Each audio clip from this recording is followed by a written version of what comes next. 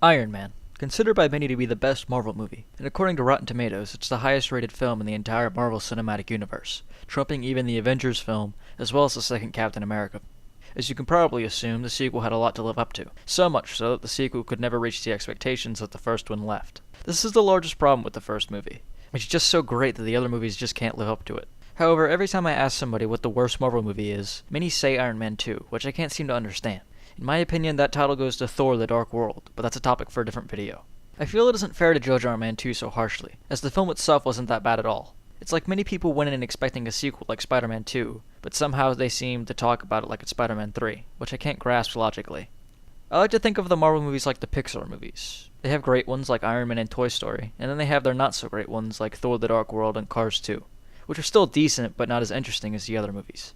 To compare Iron Man 2 to Pixar, I put it at Monsters University level. Is it as great as the original? No, but it's still a good movie that stands on its own 2 feet. Iron Man 2 has quite a few good reasons why it's worth your time to watch, and maybe I can change your mind on why it wasn't that bad. The first thing I gotta talk about are the villains of the movie. Were the villains weak? Yes, I will admit that. But you have to say that Mickey Rourke and Sam Rockwell had some pretty good acting in this flick. Vanko and Hammer had some really good banter, and they played their roles pretty well.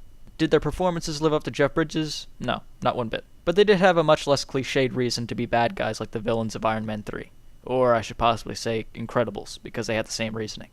Moving on now to the plot, and it had a lot of stuff crammed in for a 2-hour movie. Tony's suit killing him, the introduction of Black Widow, which helped her be more developed before Avengers, the actual setup to the Avengers Initiative, War Machine's beginning, the creation of Tony's father's element, Pepper becoming the CEO of Stark Industries, and the development of Pepper and Tony's relationship. Not to mention it had a great opening scene where Tony gloating about how he privatized world peace, as well as the awesome joke that we found out about in Winter Soldier.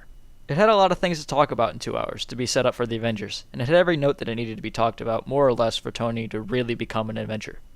The action scenes with the comedy thrown in mixed well compared to the dark and gritty superhero films like the Batman trilogy or the action films set to Michael Bay standards. The action scenes, while not Avengers epic, were still good, and while Rhodey and Tony's fighting scene was short and cheesy, it still looked pretty good.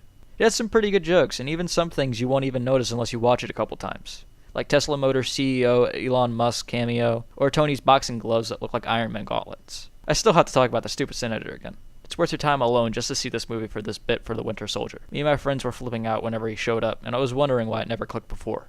Overall, this film is definitely worth it. It's funny, it has some good action, it hits all the right notes for a superhero movie, and it gives a lot of backstory that helps make the Avengers a smoother experience. It's a good movie. It's not great, but it's still good.